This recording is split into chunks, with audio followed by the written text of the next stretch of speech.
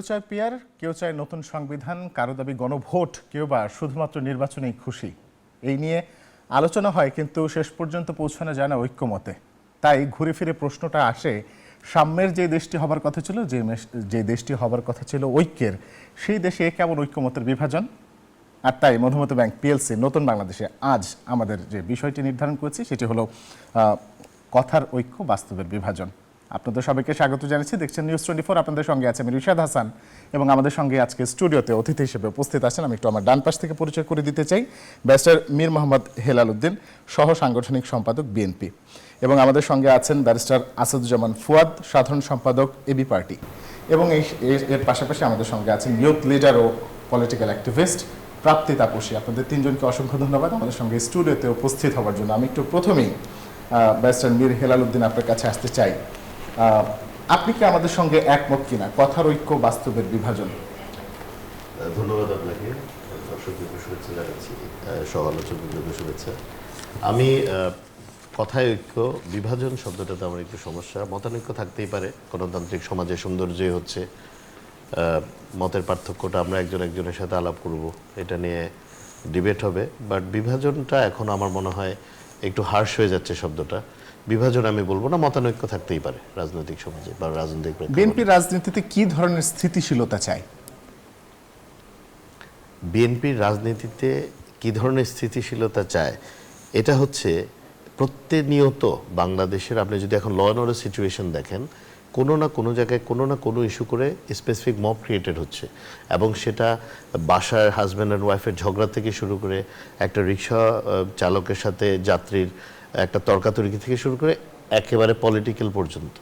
তাহলে এইগুলো হচ্ছে একটা ললেস সোসাইটির মধ্যে একটা যে অস্থিরতা বিরাজমান, এবং বিশেষ করে পুলিশ এবং আইন শৃঙ্খলা রক্ষাকারী বাহিনীর যে একটা নিশ্চুপ বা দর্শকের ভূমিকা, আমার মনে হয় এই জায়গাটাকে অ্যাড্রেস করাটা খুব জরুরি। এখন সরকার যদি বারবার বলতে থাকে যে ওনারা চেষ্টা করছেন, হচ্ছে না, তাহলে আয়দার ওনাদের এই যারা এগুলো কাজ করছে ওনাদের সংখ্যা বাড়ানো উচিত, আর না হলে আরও দ্রুততম সময়ের মধ্যে যারা এই কাজগুলো করতে পারবে সেদিকে ওনাদের কাজ করা উচিত। ধন্যবাদ। আমি একটু ব্যারিস্টার ফুয়াদ আপনার কাছে আসবো। সব দল ঐক্যমত্যে পৌঁছতে না পারলে গণভোট ছাড়া কোনো বিকল্প নেই, এরকম একটি কথা আমরা গতকালকে শুনেছি, এবি পার্টির পক্ষ থেকে বলা হয়েছে। গণভোট ছাড়া আসলে কেন বিকল্প নেই, বা ঐক্যমত্যে আসলে সবগুলো দল কেন পৌঁছতে পারবে না শেষ পর্যন্ত, বা এরকম আশঙ্কাটা কেন? ধন্যবাদ। সব বিষয়ে ঐক্যমতের কথা আসলে বলা হচ্ছে না, বলা হচ্ছে যে মোটা দাগে বড় বিষয়গুলো, গুরুত্বপূর্ণ বিষয়গুলোতে ঐক্যমত্যে আসার ব্যাপারে পার্টিকুলারলি যেটা রেফার করা হচ্ছে সেটা হচ্ছে যে জুলাই চার্টারের ব্যাপারে আমরা সবাই যতটুকু আপত্তি সহ একমত হয়েছি, সেই জায়গাটা কিভাবে বাস্তবায়িত হবে এবং সেই বাস্তবায়নের পদ্ধতির ব্যাপারে যে 4টা অপশনের আলোচনা এসছে, এইটার ব্যাপারেও যদি আমরা কোনো না কোনো ফর্মে একমত হতে না পারি, তখন প্রশ্ন আসবে যে আসলে আর কি অপশন আছে। তখন তো আসলে জনগণের কাছে রেফার করে দেওয়া যে বিষয়টা, যে আপনাদের মতামত, সম্মতি, what ever is required of. তো সেই জায়গাতে পার্টি চেয়ারম্যান ওইটা রেফার করেছেন আর কি। বাট আমরা এখনও মোটা দাগে আশাবাদী, কারণ আমি কমিশনের মিটিংগুলোতে দেখেছি যে রাজনৈতিক দলগুলোর ভিতরে দ্বিমত আছে, যেটা আমার লার্নেড ফ্রেন্ড কারেক্টলি বলেছে, যেখানে আসলে বিভাজন নাই। বিভাজনের প্রশ্ন আসবে যখন স্বাধীনতার প্রশ্নে, সার্বভৌমত্বের প্রশ্নে আমরা ভিন্ন ভিন্ন অবস্থান নেব, যখন জাতীয় রাষ্ট্রীয় আত্মমর্যাদার প্রশ্নে আমাদের ভিন্ন আলাপ আসবে, যখন আমার জাতীয় স্বার্থের ব্যাপারে আমরা ভিন্ন ভিন্ন জায়গায় যাব, যখন পররাষ্ট্র প্রতিরক্ষা বিষয়ে যে ইস্যুসগুলো আসবে সেখানে যদি আমাদের খুবই গ্রস ডিফারেন্স অফ ওপিনিয়ন থাকে, এইরকম কোনো বিষয় আসলে এখানে নাই। দিজ আর ভেরি পেটি, ন্যাশনাল ইন্টারেস্টের জায়গায় পেটি প্রসিডিউরাল ইস্যুস আছে, এবং এইটা থাকা মানেই তো দেশে একটা পলিটিক্স আছে, দেশে ডেমোক্রেসি আছে, সবাই মন খুলে কথা বলতে পারছে, দ্বিমত করতে পারছে। আমরা আমাদের ফ্রেমটা যেন মাথায় রাখি আর কি, যে আমাদের দ্বিমতটা পুশ করতে করতে কোথায় দাঁড়িয়ে দিতে হবে, ওই জায়গাটা যদি সব রাজনৈতিক দল মাথায় রাখে, তাহলে এগুলোকে কেন্দ্র করে জামায়াত ইসলাম সহ যে সব দলের কর্মসূচি শুরু হলো, আপনি কি মনে করেন যে আসলে এটা একটা জায়গায়, নির্দিষ্ট জায়গায় গিয়ে আসলে শেষ হবে? আপনি কি তাই মনে করেন? পুরোপুরি মনে করি। কারণ হচ্ছে যে দেখেন, একই এক্সাম্পল দেই, নির্বাচনের দিন তারিখ মাস ঘোষণা করবার ব্যাপারে বিএনপি সারা দেশে শত শত মিছিল মিটিং করেছে না? তো সমস্যা কি হয়েছে? কোনো সমস্যা হয়নি তো। বিএনপির অ্যাক্টিং চেয়ারম্যান তারেক রহমান সাহেব ডেডলাইন পর্যন্ত দিয়েছেন, অমুক তারিখের ভিতরে নির্বাচনের দিন তারিখ ঘোষণা করতে হবে। তাতে কি হয়েছে? একটা রাজনৈতিক দল তো এটা বলতেই পারে, 1000 বার বলতে পারে যে আমার এটা ডিমান্ড, এটা আমার পলিটিক্স, আমি এটা দেখতে চাই, এবং তার জায়গা থেকে একটা যৌক্তিক ন্যায্য জায়গা সে বলেছে। ঠিক একইভাবে আজকে যে দলগুলো বিভিন্ন বিভিন্ন দাবি দেওয়া নিয়ে কথা বলছে, এই বিষয়গুলো কোনটা তো আসলে নতুন বিষয় না। এগুলো কি আসলে তারা যৌক্তিক দাবি দাবা করছে? যৌক্তিক অযৌক্তিকের প্রশ্ন না, রাজনৈতিক দলের যে কোনো একটা দাবি তোলার অধিকার আছে কিনা ডেমোক্রেটিক ফ্রেমওয়ার্কের জায়গায়।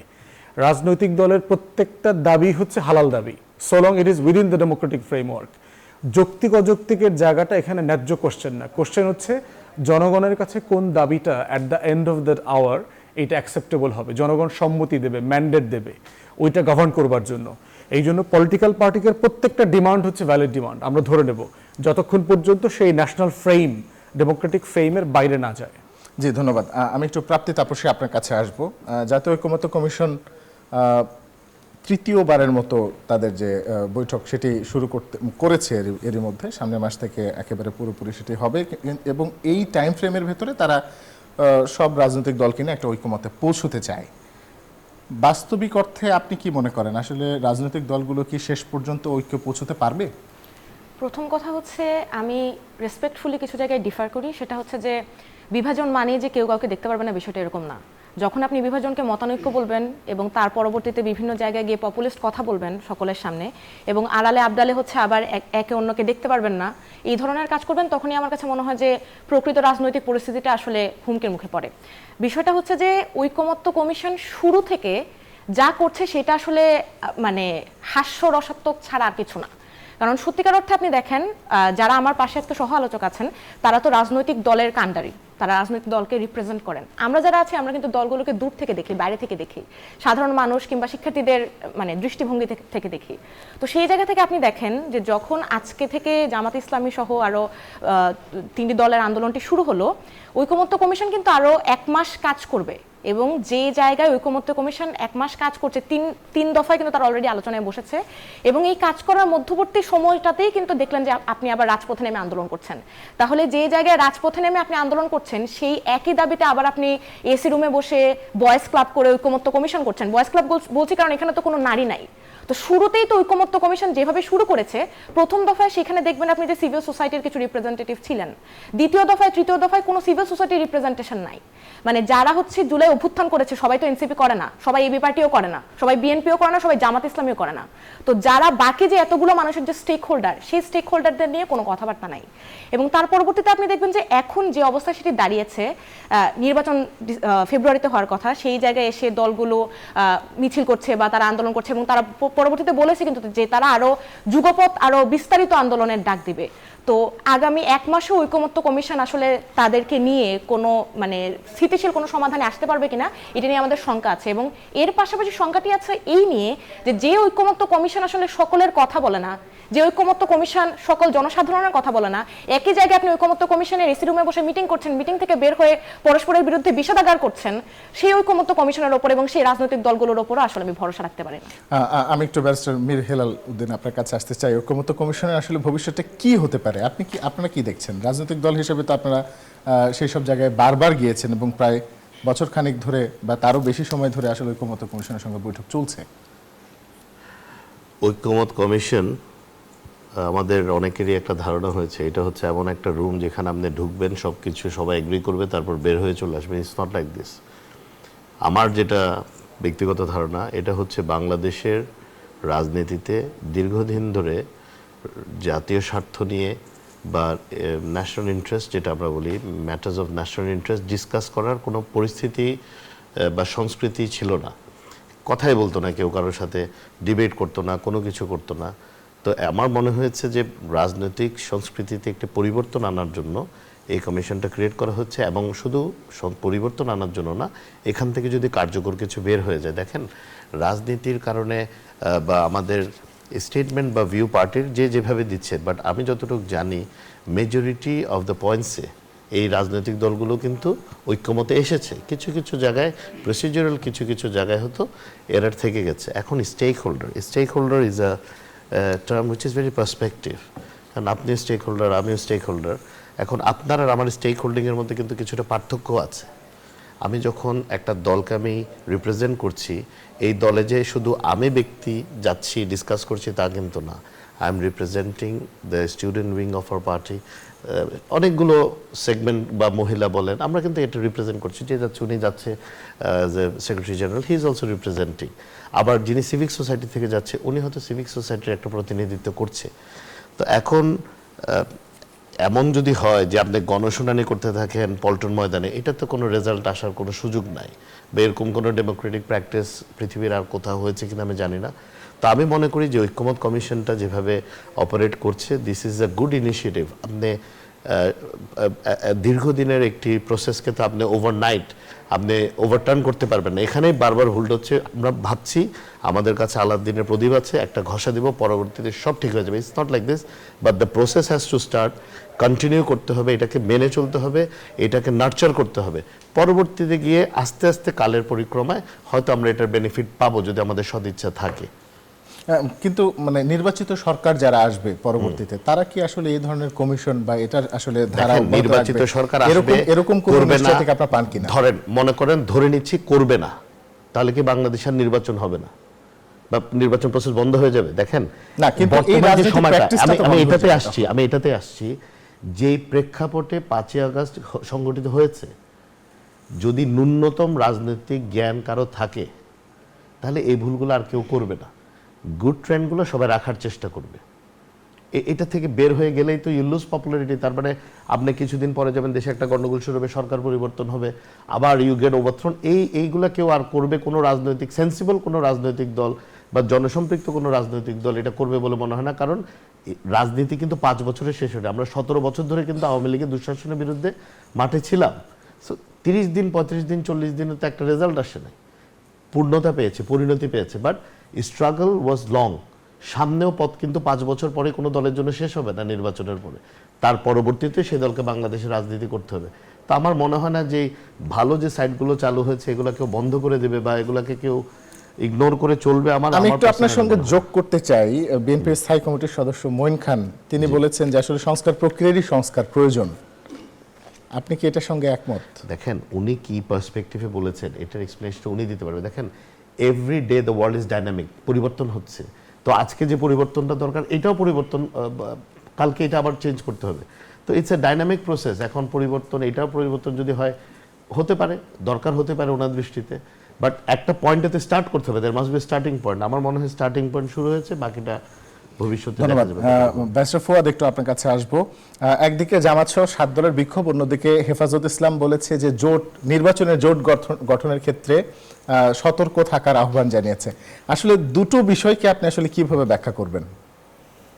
দেখেন, ইলেকশন জোট তো এর আগে হয়ে আসছে বহুবার, এবং এটার ভিতর থেকে কোনো ষড়যন্ত্র অথবা আমি দুই পক্ষের বক্তব্যই দেখার চেষ্টা করেছি, মানে ভারতের সাথে আতাত অথবা কোনো স্বৈরাচারকে পুনর্বাসন করা, কোনো পার্টিকুলার ভোট ব্যাংককে অ্যাপিস করা, এইটার ব্যাপারে যে বলা হচ্ছে এটা আমার কাছে মনে হয়নি। দেখেন, ক্ষমতা জিনিসটা কি, যে এইটা হচ্ছে এমন একটা ফুল অথবা এমন একটা পিৎজা যেটা আমি পুরোটা খেতে চাই।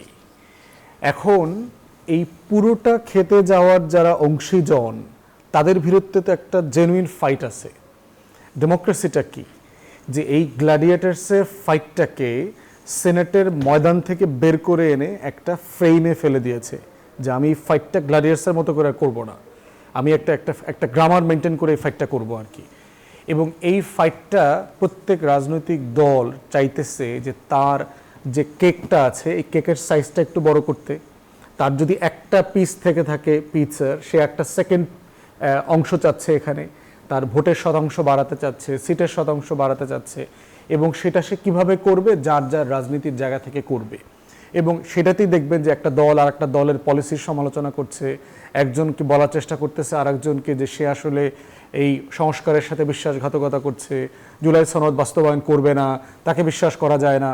আবার আরেকজন বলবার চেষ্টা করতেছে যে আমরা তো কমিশনের মিটিং চলছে, কর্মসূচির মধ্য দিয়ে দেশকে অস্থিতিশীল করবার চেষ্টা করা হচ্ছে। তাহলে এই যে দেখেন, এইগুলো পলিটিক্যাল বক্তব্য, এগুলো ঠিক আছে, এগুলো কিন্তু কোনো সমস্যা নাই। মানে যেভাবে এই বক্তব্যগুলোকে ফ্রেম করা হচ্ছে, আমাদের কলিগও বলার চেষ্টা করেছে, আমি এটাকে গণতন্ত্রে খুব বেশি বড় প্রবলেম্যাটিক দেখি না। এইটা ছিল না বলেই তো সমস্যাটা হয়েছে গত 16 বছর।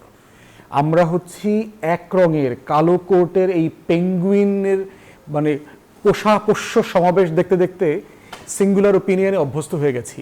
গত 16 বছর থেকে আমরা দ্বিতীয় তৃতীয় মতামতে শুনি নাই।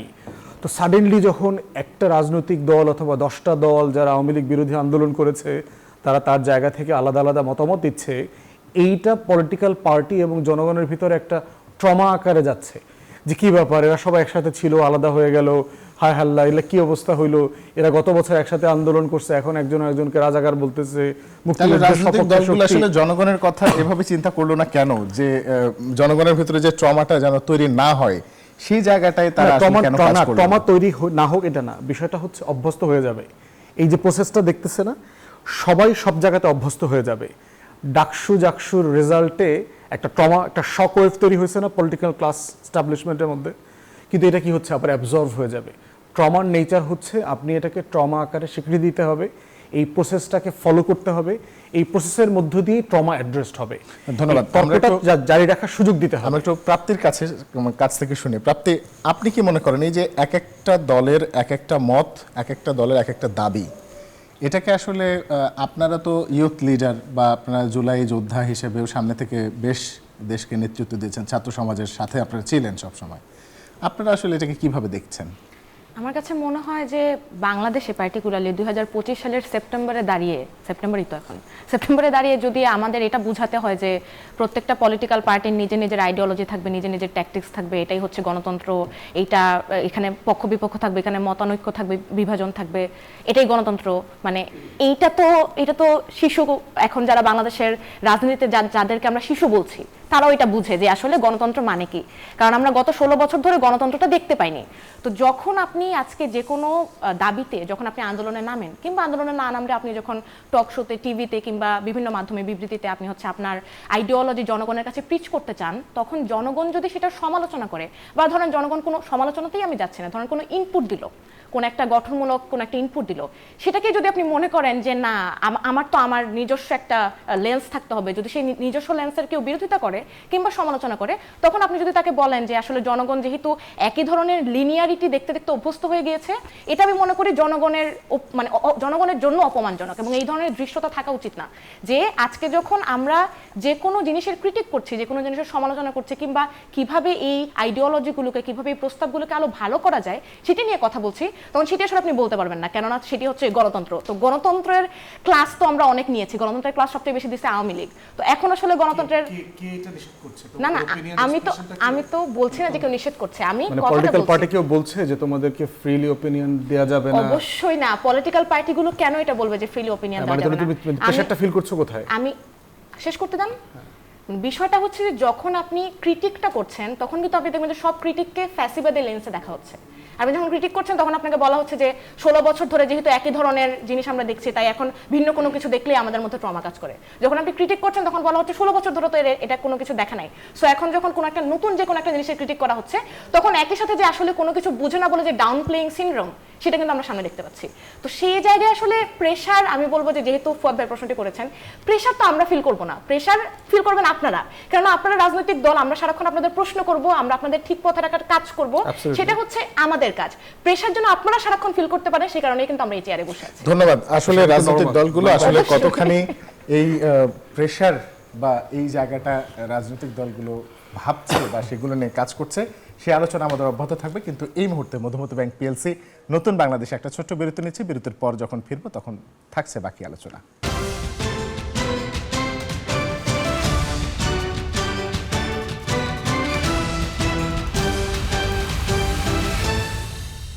বিরতির পর স্বাগত, দেখছেন নিউজ 24, চলছে মধুমতি ব্যাংক পিএলসি নতুন বাংলাদেশ। আপনাদের সঙ্গে আছে রিশাদ হাসান এবং আমাদের অতিথিরা আমাদের সঙ্গে আছেন।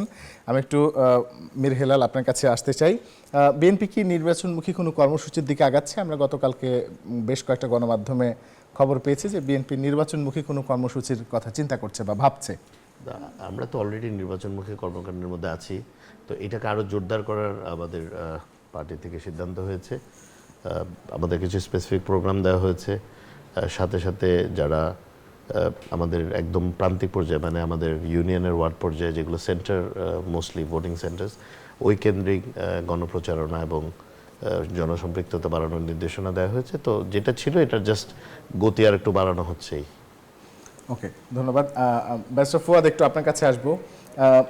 আসলে এবি পার্টি কি শুধু উচ্চকক্ষে পিআর চায় নাকি উচ্চকক্ষ নিম্নকক্ষ দুই জায়গায় পিআর চায়? যদিও এর আগেও এটা নিয়ে আপনার সঙ্গে আলোচনা হয়েছে, তারপরেও আরেকবার। আমরা শুরু থেকে চাচ্ছিলাম একটা হাউস করতে। আমরা ব্যক্তিগতভাবে আসলে দুইটা হাউস চাই না। এটার রেশনাল হচ্ছে যে বাংলাদেশ রাষ্ট্র 53 বছরে একটা হাউসই ফাংশনাল করতে পারে নাই। অতএব 66-এ 6 দফা যখন দেয়া হলো তখনও প্রত্যাশা ছিল যে একটা ভালো নির্বাচন হবে। আজকে 2025 সালেও আমরা কমিশনে এসে একটা নির্বাচন ভালো কিভাবে করা যায় সে আলোচনা করছি, যেটা আমাদের কলিগ সহযোদ্ধা অনুজ সহযোদ্ধা বারবার বলছিল যে আমাদের ঐতিহাসিক যে আদি পাপগুলো আছে সেই পাপগুলোর দায় আমাদের বয়ে বেড়াতে হচ্ছে। তো সেইখানে আমরা প্রস্তাব করেছি যে উচ্চকক্ষ আসলে একটা পুনর্বাসন কেন্দ্র হবে। যারা নমিনেশন পাচ্ছেন না বিভিন্ন দলের তাদেরকে ওইখানে ডাম্প করা হবে ডাম্পিং পোস্টের মতো করে, এবং আরও বেশি লেনদেন হবে। 100 প্লট ফ্ল্যাট রাজুকের নষ্ট হবে, 100 ট্যাক্স ফ্রি গাড়ির বোঝাই জাতির ঘাড়ে চাপায় দিতে হবে, এবং প্রতি বছর ট্যাক্সের ওপর থেকে কিছু থোক বরাদ্দ, হাজার হাজার কোটি টাকার একটা অপচয় বাণিজ্য বলে আমরা বোধ করছি। বাট আমরা এটাও বলেছি যদি সবাই একমত হয়, সব রাজনৈতিক দল, যে এখানে এটার কাঠামো, এটার এখতিয়ার, এটা নির্বাচন পদ্ধতি, তাহলে আমরা আমাদের জায়গা থেকে কনসিড করব, এটা আমরা মেনে নেব আর কি। দ্বিতীয়ত হচ্ছে তাহলে নির্বাচন পদ্ধতির ব্যাপারে আমরা যেটা বলেছি যে একটা হাউসে মিক্স সিস্টেমে নির্বাচনটা হতে পারে। মিক্স সিস্টেমটা কি, আমাদের যে 300 আসন আছে এই 300 আসনের মধ্যে 200 ফার্স্ট পাস দ্য পোস্ট এখন যেটা আছে বিদ্যমান পদ্ধতি, এই পদ্ধতিতে হবে, আর বাকি 100 আসনে হচ্ছে পিআরএ হতে পারে। সুবিধা হচ্ছে যেটা অনেকেই বিএনপির পক্ষ থেকে যে একটা অস্থিতিশীল সরকার হবে, গভর্নমেন্ট ফর্ম করতে পারবে না, এই সংকটের জায়গা থেকে আমরা বোধ করছি এখানে একটা সেফগার্ডের সুযোগ আছে। 200 আসনে যদি নির্বাচন হয়, আমরা কারেন্ট রিয়েলিটি ধরে নিচ্ছি বিএনপি ধরেন এই 200 আসন থেকে 150-60 সিট পেয়ে যাবে। তো তারা আলটিমেটলি গভর্নমেন্ট ফর্ম হওয়ার ব্যাপারে কোনো ঝামেলা থাকতেছে না। 100 সিটে ভোটের পিয়ার হলে যেটা সুবিধা 1% থ্রেশহোল্ডে, সেটা হচ্ছে যে ডান বাম যেটা ছোটোখাটো দল আছে সবাই কোনো না কোনো ফর্মে পার্লামেন্টারি রিপ্রেজেন্টেশনটা পাবে। ডান বাম থেকে একটু জিজ্ঞেস করতে চাই, এনসিপি সহ আরও কয়েকটা দলের সঙ্গে আপনারা কি আন্দোলনে যাওয়ার কথা ভাবছেন, বা নতুন সংবিধান সহ আরও কোনো নতুন কর্মসূচিতে যাওয়ার কথা ভাবছেন? বলছি তো রিপ্রেজেন্টেশনের সুবিধা হচ্ছে যখন ডান বাম প্রত্যেকটা দলের পার্লামেন্টারি রিপ্রেজেন্টেশনটা থাকবে, পলিটিক্সের রাজপথে থাকবে না।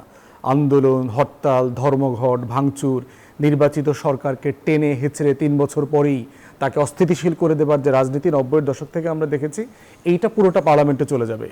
আরেকটা বেনিফিট যেটা, সেটা হচ্ছে অনেক রাজনৈতিক দলের আপনার নির্বাচিত হয়ে আসবার মতো এমপি নাই, কিন্তু 20-30 লক্ষ মানুষ ঢাকাতে মোবিলাইজ করার ক্যাপাসিটি আছে, একটা সরকারকে অস্থিতিশীল করা, কেওয়াসের ভিতরে ফেলে দেওয়ার ক্যাপাসিটি আছে।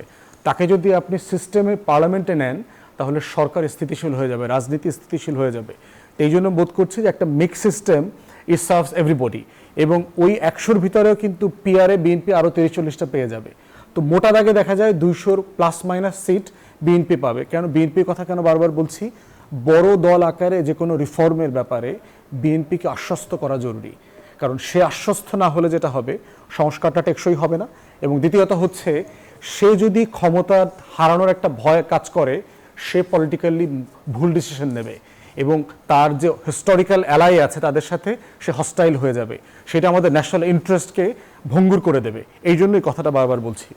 আন্দোলনের কথা যেটা বলছেন যে দেখেন এইসব ব্যাপারে আমাদের মত ভিন্ন মত একমত, এই প্রত্যেকটা বিষয় আমরা কমিশনে বিএনপির সাথে অথবা অন্যান্য দলগুলোর সাথে আমাদের জায়গা থেকে আমরা বলেছি, পাবলিকলি বলেছি, বিভিন্ন জায়গায় বলেছি ফোরামে।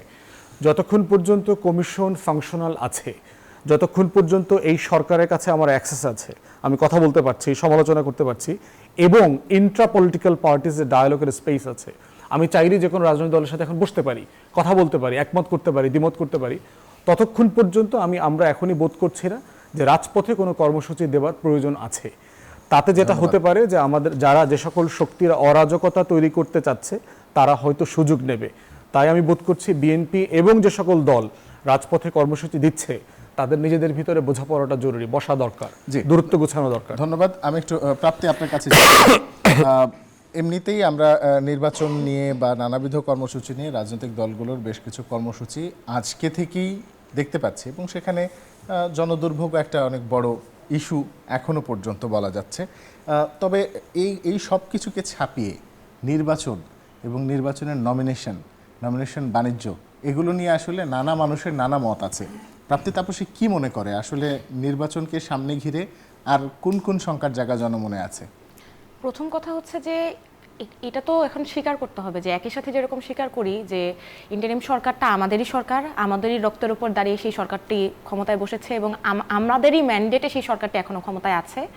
এবং যেভাবে স্বীকার করি যে এখন যেরকম গত 16 বছর ধরে যেরকম কোনো রাজনৈতিক আমি বলবো যে শিষ্টাচার ছিল না, কারোর সাথে কারো কথা বলার কোনো সুযোগ ছিল না, স্কোপ ছিল না, সেটি এখন তৈরি হয়েছে। সেটির যথেষ্ট একটি ভালো দিকও আছে, ইতিবাচক দিক আছে। কিন্তু একই সাথে স্বীকার করতে হবে যে ইন্টারিম সরকার কিন্তু আমাদের যে আশা ছিল, ভাববেন না এটা আমরা আলাদিনের প্রদীপের মতো দৈত্যের আশা আমরা কেউ করেছিলাম। আমরা সবাই বিবেকবান এবং বুঝদার মানুষ, বয়সে ছোট হতে পারে কিন্তু আমাদের যথেষ্ট রাজনৈতিক বুঝ আছে দেখেই জুলাই সফল হয়েছে। তো সেই জায়গা থেকে আমাদের যে আশা ছিল সেটি কিন্তু ইন্টারিম সরকার অনেক জায়গাতেই সেই আশা পূরণে ব্যর্থ। প্রথম কথা হচ্ছে আইন শৃঙ্খলা পরিস্থিতি। আপনি দেখবেন যে একটু আগে আমার সহ-আলোচক ভাই বলছিলেন যে মব নিয়ে যে ঘটনাটি ঘটে বিভিন্ন জায়গায় বিভিন্ন জেলাগুলোতে রয়েছে, যে কোনো জায়গায় আইন শৃঙ্খলা রক্ষাকারী পরিস্থিতি এখনো পুলিশ থেকে শুরু করে সকল জায়গাতে আপনি দেখবেন যে অরাজকতা কিন্তু বিদ্যমান। যেই কথাটি আমরা গত আগস্ট থেকে শুরু করে বলেই আসছি সেটি কিন্তু এখনো বিরাজমান। এর পাশাপাশি আপনি দেখবেন মামলা বাণিজ্য, যে আমি কিছুক্ষণ আগে গতকালকে সম্ভবত একটি নিউজ দেখলাম যে এই যে জুলাইকে কেন্দ্র করে যে এতগুলি মামলা হয়েছে, এই গায়েবানা মামলাগুলি, এবং সেই গায়েবানা মামলায় যে মানুষের থেকে আসামি করে করে মানুষজনের থেকে টাকা পয়সা নিয়ে নেওয়া হচ্ছে এবং পরবর্তীতে বিভিন্ন প্রভাবশালী রাজনৈতিক দলের নেতাকর্মীরা তাদেরকে ছাড়িয়ে নিচ্ছেন মোটা অঙ্কের বিনিময়ে, মোটা অর্থের বিনিময়ে, জায়গা জমির বিনিময়ে, এবং গ্রামে গঞ্জে এলাকাগুলোর দিকে এগুলোর প্রভাব কিন্তু ভয়াবহ। তো এই মামলা বাণিজ্যও কিন্তু চলছে। একই সাথে আপনি দেখবেন যে এটি আগেও ছিল, সবসময় বাংলাদেশের রাজনীতিতে নারীদের অবস্থান কিন্তু আপনি দেখবেন যে নারীরা কখনোই সামনে এগোতে পারে না। শেখ হাসিনা, খালেদা জিয়া তো আসলে দুইজন আমাদের পুরো বিশাল নারী সমাজের রিপ্রেজেন্ট করেন না আসলে। সেই জায়গায় আপনি দেখবেন যে বর্তমানে আর একটা জিনিস যেটা হয় যে সোশ্যাল মিডিয়ায় যে সাইবার বুলিংটা হচ্ছে, আপনি দেখবেন যে এই যে একটু আগে যে ফুয়াদ ভাই হচ্ছে আমাকে আমার কথার মাঝখানে থামালেন, আমি ফুয়াদ ভাইকে উত্তর দিলাম, সেইটুকুর কাট পেজ যদি আপনি সোশ্যাল মিডিয়ায় প্রচার করেন, আপনি দেখবেন যে ওইটার বট কমেন্টে ফুয়াদ ভাই নিজেও দেখতে পারবে না যে ওখানে আমাকে নিয়ে কি ধরনের বাজে কমেন্ট করা হবে। তো এই যে যখনই আমরা দেখি যে রাজনৈতিক দলের নেতাদের, পার্টিকুলারলি ধরেন যারা ইসলামী রাজনীতি করেন, তাদেরকে ক্রিটিক করে যখনই কোনো বক্তব্য দেওয়া হয়, যখনই কোনো কথা বলা হয়, তখনই আসলে কমেন্টে এবং গালিগালাজের তোরে আসলে টিকে থাকা যায় না। আপনি দেখবেন যে বিএনপিতে এখন নারী রাজনীতিবিদ আপনি শামা আপা, রুমিন আপা ছাড়া কিন্তু কাউকে তেমন দেখতে পারবেন না। এবি পার্টিতেও হাতে কোনো এরকম 2-3 জনকে আপনি দেখতে পারবেন। জামাত ইসলামের কথা তো বাদ দিলাম, তো আর বাম গণতান্ত্রিক দলগুলোতেও এরকম হাতে কোনো 1-2 জন নারী আছেন। তো এই যে যারা 51% মানুষের রিপ্রেজেন্টেশন করেন, তারা আসলে কই? তাদের কথা তো কেউ বলে না। একটু আগে দেখবেন যে রাষ্ট্রীয় স্বার্থ নিয়ে অনেক কথা হচ্ছিল, যে আমাদের মধ্যে ঐক্য থাকতে হবে রাষ্ট্রীয় স্বার্থ নিয়ে। আপনি দেখবেন যে এই যে আমাদের বাংলাদেশ যে ট্যারিফে কত শতাংশ ট্যারিফ পেলো, এবং এর বিনিময়ে যে আমাদের কতগুলো বোয়িং জাহাজ কিনতে হলো, আমাদের কত জায়গায় কত শতাংশ আমদানি করতে হবে, রপ্তানি করতে হবে, এইগুলো নিয়ে কিন্তু রাজনৈতিক দলগুলো কথা বলে না। এই যে আমাদের বন্দরগুলো আমরা কাদের হাতে তুলে দিচ্ছি, আমাদের নিজস্ব যে স্থাপনাগুলো আছে সেগুলোর রক্ষণাবেক্ষণের দায়িত্ব আমরা কাদের হাতে তুলে দিচ্ছি, এই যে এখনো ভারতীয় আগ্রাসন নিয়ে কথা বলতে বলতে সকলে আপনার মুখে ফেনা তুলে ফেলবে, সবাই বলবে মুজিববাদ মুর্দাবাদ এবং ভারতীয় আগ্রাসন আমরা মানবো না। কিন্তু সেই ভারতীয় চুক্তিগুলোই যে এখনো সামনে আনা হচ্ছে না এবং ভারতীয় চুক্তিগুলোই মানা হচ্ছে, এগুলো নিয়ে কোনো রাজনৈতিক দল কিন্তু কোনো কথা বলবে না। তো সেই জায়গা থেকে এই জটিলতা আসলে দিন দিন আরো বাড়ছে। ধন্যবাদ। আমরা একটু হেলাল ভাইয়ের কথা শুনি। একটু বলবেন যে আসলে রাজনৈতিক দলগুলো এইসব বিষয় নিয়ে কেন কথা বলছে না? শুধুমাত্র একটা নির্বাচিত সরকারের অভাবে? রাজনৈতিক দলগুলো কথা বলছে। এখন কথা হচ্ছে সামনে হচ্ছে আমাদের একটা চাচ্ছি আমরা একটা গণতান্ত্রিক প্রক্রিয়ার মধ্যে যাওয়ার জন্য। দেখেন, কোটা বিরোধী আন্দোলন একটা পর্যায়ে শুরু হয়ে এটা আসলো এক দফাতে, কিন্তু আমাদের আন্দোলন কোটা বিরোধী আন্দোলনের থেকে আগে ছিল একটি সুষ্ঠু নির্বাচনের দাবিতে। অনেকগুলো প্রশ্ন এখানে আসছে, অনেক কিছু করছে উনি। যেহেতু আবার পার্টির কথা বললেন, আমি একটু কাইন্ডলি ওনাকে একটু সাপ্লিমেন্ট করি। নীলুফার চৌধুরী, মনিয়াপার থেকে নিয়ে শাম্মী আপার মতো নেত্রী, আমাদের হেলেন জেরিন খানের মতো নেত্রী আছে, পুতুল আছেন, এর পরের জেনারেশনে অনেকজন আছে, অ্যাডভোকেট ফারজানা হাসান পুতুল আছে, আমাদের আলাদা মহিলা দলের উইংয়ে আছে।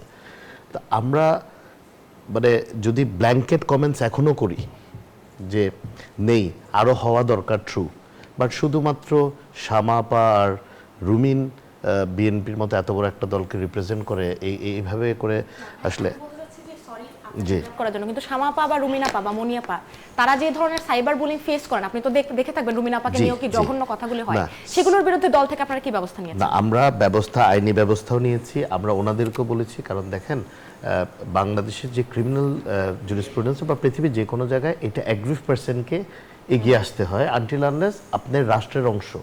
রাষ্ট্র হলে আমি হয়তো নিজের থেকে সুমোটো তাকে গ্রেফতার করতে পারি বা আইনের আওতা আনতে পারি, বাট আমাদের পার্টির লিগ্যাল ফোরাম থেকে যে কোনো এই ধরনের, ইনফ্যাক্ট আমার একবার মনে আছে আগের এক অবৈধমন্ত্রী জোনায়েদ পলক সাহেব মুনিয়াপাকে নিয়ে খুব বাজে একটা কমেন্ট করেছিল। তো হাসান মাহমুদ না না, ফার্স্টে পলক করেছে, পরে সে মুছেছে, পরে হাসান মাহমুদ সাহেব উনি করেছে। তো এই ধরনের আমরা স্টেপ নিয়েছি বিকজ দেখেন আমাদের যেভাবে চিন্তা করতে হবে, বাংলাদেশকে সমষ্টিগতভাবে চিন্তা করতে হবে, যে আমাদের সবাইকে নিয়ে আমাদের আগাতে হবে। স্পেশালি উইমেন লিবারেশন বলেন বা উইমেন এম্পাওয়ারমেন্ট বলেন, এটা তো আমাদের পার্টি থেকেই we initiated this, madam Zia initiated this. তো আমাদের মাতৃতুল্য নেত্রী যেই পলিসিতে আগাবেন, আমরা এটা থেকে কোনোভাবে এটাকে ইগনোর করবো বা আমরা এটা থেকে ডাইভার্টেড হবো, দ্যাটস নট ট্রু। বাট যেটা আপনার পয়েন্ট, দেখেন প্রায়োরিটি বেসিস অ্যাড্রেস করা হচ্ছে এখন।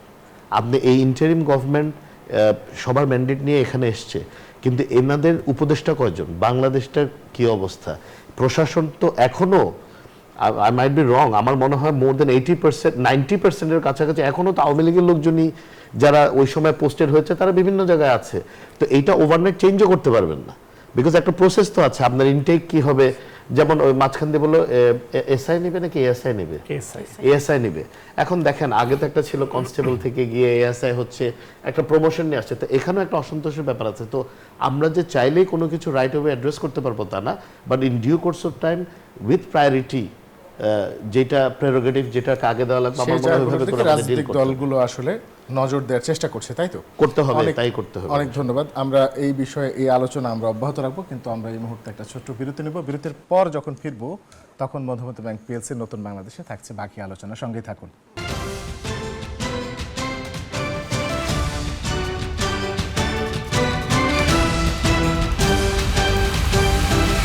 বিরতির পর স্বাগত আরো একবার, দেখছেন নিউজ 24, চলছে মধুমতি ব্যাংক পিএলসি নতুন বাংলাদেশ। আপনাদের সঙ্গে আছে রিশাদ হাসান এবং আমাদের আজকের যে আলোচনা, আমাদের আলোচক বৃন্দ সঙ্গে আছেন। আমি এবার একটু প্রাপ্তি তাপসে আপনার কাছে আসতে চাই। আপনি বলেন যে সম্প্রতি ইসলামী মনা যেসব দল রয়েছে তাদের যে ধরনের কর্মসূচি বা তাদের যে ধরনের বক্তব্য দেখা যাচ্ছে, তাহলে সামনের রাজনীতি কি জাতীয়তাবাদ বনাম ইসলামিস্ট হতে যাচ্ছে কিনা, এরকমই হবে কিনা আপনি কি মনে করেন? প্রথম কথা হচ্ছে যে ডাকসু এবং জাকসুরতে ছাত্র শিবিরের জয়ের পরে আপনি দেখবেন যে ফুয়াদ ভাই যেরকম বলছিলেন যে একটা বিশাল কালচারাল শক এসেছে বা একটা বিশাল ওয়েভ এসেছে। এটা হচ্ছে যারা ক্যাম্পাসের বাইরে দীর্ঘদিন ধরে আছেন বা যারা দূর থেকে দেখেন তাদের কাছে এটা মনে হতে পারে। কিন্তু ধরেন ইসলামিস্ট রাজনীতি তো আজকে থেকে নাই। মানে আমার বয়স 24 বছর, আমি তো দেখি যে মানে ধরেন আমার বুঝ ক্ষমতা আসার পরে যে আওয়ামী লীগ তো সবসময় ইসলামিস্ট রাজনীতিকে বাতাস দিয়ে আসছে, এবং আমরা দেখেছি যে এই শেখ হাসিনার আমলেও কিভাবে শেখ হাসিনাকে কওমি জননী উপাধি দিয়ে শেখ হাসিনার সাথে আতাত করে কিভাবে হচ্ছে ইসলামপন্থী রাজনীতিবিদেরাই কিন্তু বহাল তবিয়তে ফ্যাসিবাদী আমলেও ছিলেন। তো সেই জায়গায় সামনের দিনগুলোর রাজনীতি আমি বলবো না যে মোটা দাগে এরকম জাতীয়তাবাদী বনাম ইসলামপন্থী এরকম হয়ে যাবে বা এই শঙ্কায় আমি আছি, কিন্তু একই সাথে আপনি দেখবেন যে বর্তমানে যেভাবে একটি মব সৃষ্টি হয় এবং আপনি দেখবেন যে ইসলাম সকল কিছু, আমি যদি আজকে জামাতে ইসলামের যে কোনো ধরেন পলিসির সমালোচনা করি আমাকে কিন্তু ইসলামের শত্রু বানায় দেওয়া হচ্ছে, কিংবা আমি যদি ধরেন আজকে ফুয়াদ ভাইয়ের কোনো একটা সমালোচনা করি আমাকে কিন্তু বলা হবে যে ইসলামের শত্রু, বা আমি যে ধরেন ঈশা কিংবা হচ্ছে খেলাফতে মজলিস তাদেরও সমালোচনা করলে আমি ইসলামের শত্রু। এখন ইসলাম আর এই পার্টিকে ইসলামিক দল বানায় না, আমি এই ব্যাপারটাকে ইসলামিক দল বানাই দিই না, কিন্তু আমি বলছি যে এই যে এটা আপনি আপনার উত্তরে বলেন যে, কিন্তু দেখবেন যে এই ধরনের যে রাজনীতিটা আছে, যে যখনই আপনি ইসলাম আর জামাত ইসলামের মধ্যে তো পার্থক্য আছে, খেলাফতে মজলিস আর ইসলামের মধ্যে তো পার্থক্য আছে, যখনই আপনি নিজের রাজনৈতিক উদ্দেশ্য চরিতার্থ করার জন্য ধর্মকে ব্যবহার করবেন, ধর্মকে ওয়েপনাইজ করবেন এবং আপনার যারা সমালোচনা করবে সবাইকে আপনি একাধারে ধর্মবিদ্বেষী ট্যাগ দেবেন, আমরা দেখেছি যে এরকম কিন্তু হচ্ছে। তো তখন আসলে রাজনীতির ময়দানে থাকে না, এবং আমরা শঙ্কিত যে যেইভাবেই হারটা উঠছে, যেইভাবে এখন মানুষজনকে বিভিন্নভাবে ট্যাগ দেওয়া হচ্ছে, সামনের দিনগুলো রাজনীতিটা আসলে ইন্টারেস্টিং হবে কিন্তু কঠিন হবে। মিস্টার ফুয়াদ, আপনার কাছে আসবো, কেমন হবে সামনের দিনের রাজনীতি? একটা বিষয় হচ্ছে যে আপনি শুধু চয়েসটা দেখেন, গত বছর যাদের নেতৃত্বে গণ অভ্যুত্থান হলো মোটা দাগে, সেই অভ্যুত্থান থেকে বের হয়ে আসা রাজনৈতিক দল, বৈষম্য বিরোধী ছাত্র আন্দোলন, এনসিপি, তাদের ছাত্র সংগঠন ডাকসু জাকসুতে আসলে কেমন করেছে, প্রত্যাশা অনুযায়ী খুবই খারাপ করেছে। তাহলে প্রশ্ন হচ্ছে, এই শিক্ষার্থীরাই যারা আজকে ডাকসু জাকসুতে ভোট দিয়েছে, তারা কিন্তু ওদের ডাকে গত বছর রাস্তায় নেমেছিল, জীবন দিয়েছে শত শত। তাহলে আজকে কেন তারা চয়েস পরিবর্তন করলো? কেন তারা অন্য একটা জায়গাতে ভোট দিল অথবা দিল না?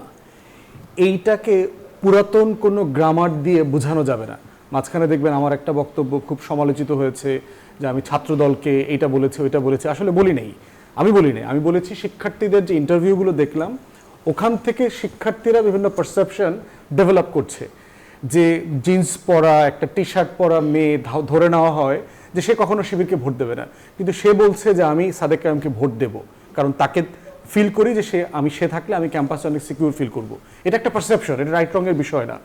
অতএব এই নির্বাচনগুলোকে কেন্দ্র করে যেটা হবে, আমি বোধ করছি যে একটা ইলেকটোরাল ডেমোগ্রাফিকে বোঝার একটা জায়গা তৈরি হয়েছে, একটা ফিউচার ইলেকশনের একটা গ্রামার তৈরি হচ্ছে, যেটা আগের কোনো সিস্টেম দিয়ে এটাকে জাজ করা যাবে না, বোঝা যাবে না, বরং এটাকে দিয়েই আগামী দিনের রাজনীতি বিনির্মাণ করতে হবে। তাদের জেনারেশনকে বোঝাটা এই জন্য রাজনৈতিক দলের জন্য সবচেয়ে বড় চ্যালেঞ্জ। এখানে হিউমিলিটি দরকার, বিনয় দরকার, ভুল হলে স্বীকার করার কালচার ডেভেলপ করা দরকার। এই যে গালাগালি না, ওভারঅল দেখবেন যে এটা, আমি তো প্রচুর গালাগালি শিকার হই প্রতিদিন হাজারে হাজারে, তো সেখানে দেখবেন যে কমন কিছু গালি আছে, রাজাকার, তারপরে হচ্ছে পাকিস্তান পাঠাই দিবে, যদি পাকিস্তানের সাথে কিন্তু আমাদের ফ্লাইট নাই, কিন্তু প্রত্যেক দিন আমাকে কয়েক হাজারবার ইসলামাবাদ পাঠাই দেওয়ার চেষ্টা করতেছে। বিষয়টা হচ্ছে সাবস্ট্যান্সের তর্ক করার ক্যাপাসিটির ঘাটতি আছে নাগরিক আকারে, যে আমি তার সাথে, আমি প্রাপ্তির সাথে এটার ব্যাপারে দ্বিমত, এই কারণে দ্বিমত। কারণ বলবে না, ওর জেন্ডারে চলে যাবে, কারণ বলবে না, ওর লুকে চলে যাবে, কারণ না বলে সাবস্ট্যান্সে না গিয়ে ওর কাপড়ে চলে যাবে, ও কিভাবে হাঁটে সেটাতে চলে যাবে। তো এই টোটাল কালচারাল রিয়েলিটির মধ্যে আমরা বাস করছি। এইটা, এই রাজনৈতিক খাইসলত বদলানোটা একটা জেনারেশনাল চ্যালেঞ্জ, আমাদের কালেকটিভলি এটা ফাইট করতে হবে। জি, ধন্যবাদ। মীর হেলাল ভাই, আপনি কি বলবেন? আমি সামনের কুইকলি দিনের শেষ রাজনীতি করি, কেমন আমি হবে? কুইকলি শেষ করি। মাহমুদুর রহমান মান্না সাহেব আমার অত্যন্ত শ্রদ্ধা একজন রাজনীতিবিদ, এবং আমি তো খুবই পছন্দের মানুষ। উনি একবার চাকসুর ভিপি নির্বাচিত হয়েছেন, যদি আমি ভুল না করি, জিএস নির্বাচিত হয়েছিলেন, এবং ডাকসুতে মানে দুবার ভিপি নির্বাচিত হয়েছিলেন। দুর্ভাগ্যক্রমে কোনো সময় উনি বাংলাদেশ জাতীয় সংসদে বা জাতীয় নির্বাচনে উনি কোনো একটা কারণে সফল হতে পারেননি। আমার মনে হয় না যে ইউনিভার্সিটির এই ভোটের বিষয়টাতে এটা একটা ডেমোগ্রাফিক চেঞ্জ আসছে। আরেকটা ইন্টারেস্টিং কথা বলি, আমার মনে হয়েছে ছাত্রছাত্রীরা কোনো দলীয় সংগঠনকে ভোট দিতে চায়নি, কারণ শিবির ডাকসুতে নির্বাচন করেছে বা ডাকসুতে নির্বাচন করেছে আমি তো দেখিনি, তারা একটা আলাদা মোর্চা করে নির্বাচন করেছে। এই ফুয়াদ ভাই খুব ইন্টারেস্টিং বলেছেন, উনি আমি একটু জাস্ট বলি যে উনি বলেছেন এক ছাত্রী বলেছে জিন্সের প্যান্ট পরা বা যাই সাদিক কায়েমের সাথে সেফ করে, মানে ফিল সেফ করে। আবার তাহলে এটা ওনার পারসেপশন, বাট তাহলে ছাত্র দলের ছেলেকে গাঁজাখোর নেশাখোর মানে ওনারা তো ওরকম কিছু করে নাই। তাহলে পারসেপশন ওয়াইজও আমরাও ইচ্ছা করে ব্র্যাকেট বন্দি করছি কাউকে না কাউকে। তো আমি যেটা মনে করি, আমাদের সবার সেলফ রিয়েলাইজেশনটা আসা দরকার এবং সচেতন হওয়া দরকার আমরা কার ব্যাপারে কি বলছি, কেন বলছি। কারণ দেখেন, ছাত্রদল প্রতিটি জায়গায় নিজের জনপ্রিয়তা যাচাই করার জন্য হোক, নিজের আদর্শকে সমুন্নত রেখে সংগঠন হিসেবেই তারা সাহস করে নির্বাচনটা করছে, অন্য কেউ তো করছে না। কিন্তু আগামী দিনের রাজনীতি কেমন হবে? আমাদের হাতে সময় খুব অল্প। আগামী দিনের রাজনীতি অনেক চ্যালেঞ্জিং হবে, এবং যখন ভোটের মাঠে যাবেন তখন এই যে ডেমোগ্রাফিক যে চেঞ্জের কথা বলছেন, এটা নিশ্চয়ই আরো পরিষ্কারভাবে দেখতে পারবেন, কারণ আমরা প্রতিনিয়ত বিভিন্ন প্রান্তিক পর্যায়ে জনগণের সাথে, সাধারণ মানুষের সাথে আমাদের কথা বলতে হয়, এটা সুযোগ আমাদের হয়। তো আমরা এই আরবান সোসাইটিতে যে আলাপ আলোচনাগুলো দেখি, গ্রামে গঞ্জের আলাপ আলোচনাটা খুব ভিন্ন। যখন প্রার্থীরা নিজেদের এলাকায় যাবেন তখন হয়তো আর একটু বেটার বুঝতে পারবেন বলে আমি মনে করি। অনেক অনেক ধন্যবাদ। আমি একেবারে একদম খুব সংক্ষেপে 20 সেকেন্ড করে সবার কাছ থেকে জানতে চাই, হেলাল ভাই, কেমন নির্বাচন চাই? আমার মনে হয় যে নির্বাচনটা আমরা চাই সেটা হচ্ছে একটি উৎসবমুখর পরিবেশে, একটি সুষ্ঠু পরিবেশে, যেখানে সবার মত প্রকাশের স্বাধীনতা থাকবে। প্রাপ্তি ওনার যা ইচ্ছা আমার ব্যাপারে বলতে পারবে, ফুয়াদ ভাই যা ইচ্ছা আমার ব্যাপারে বলতে পারবে, কিন্তু উইদিন দ্য সোশ্যাল নর্মস। জি, ধন্যবাদ। ফুয়াদ ভাই? নিরাপত্তা আমার কাছে সবচেয়ে বড় ইস্যু মনে হয়েছে। আমি প্রায় 1 সপ্তাহ ক্যাম্পেইন করে আসলাম এলাকাতে, গ্রামে গঞ্জে। রামদা মিছিল দেখতে চাই না, হুমকি দেখতে চাই না, কে কার প্রোগ্রামে গেল, কে কার মিটিংয়ে অ্যাটেন্ড করলো, মোবাইলে করে যেন কেউ হুমকি না দেয়, এবং এই লেভেল প্লেইং ফিল্ডটা এনশিওর করাটা জরুরি হয়ে গেছে। অনেক ধন্যবাদ। প্রাপ্তি? অন্তর্ভুক্তিমূলক, প্রতিনিধিত্বমূলক এবং একই সাথে মাসল পাওয়ার, ওয়েপন পাওয়ার এবং টাকার ছড়াছড়ি বিহীন নির্বাচন। অনেক অনেক ধন্যবাদ আপনাদের তিনজনকে আমাদের সঙ্গে স্টুডিওতে উপস্থিত হয়ে আপনাদের মূল্যবান সময় দেওয়ার জন্য। দর্শক, আজকের মতো এখানেই শেষ করছে মধুমতি ব্যাংক পিএলসি নতুন বাংলাদেশ। কিন্তু নতুন বাংলাদেশের যে প্রশ্নের জায়গা, সেই প্রশ্ন আমরা করতেই থাকবো। সেই প্রশ্ন ততক্ষণ পর্যন্ত চলবে যতক্ষণ পর্যন্ত নতুন বাংলাদেশ বিনির্মাণ সম্পন্ন না হচ্ছে। সবাই খুব ভালো থাকুন, সুস্থ থাকুন, সুন্দর থাকুন এবং রবি থেকে বৃহস্পতি দেখতে থাকুন মধুমতি ব্যাংক পিএলসি নতুন বাংলাদেশ। শুভরাত্রি।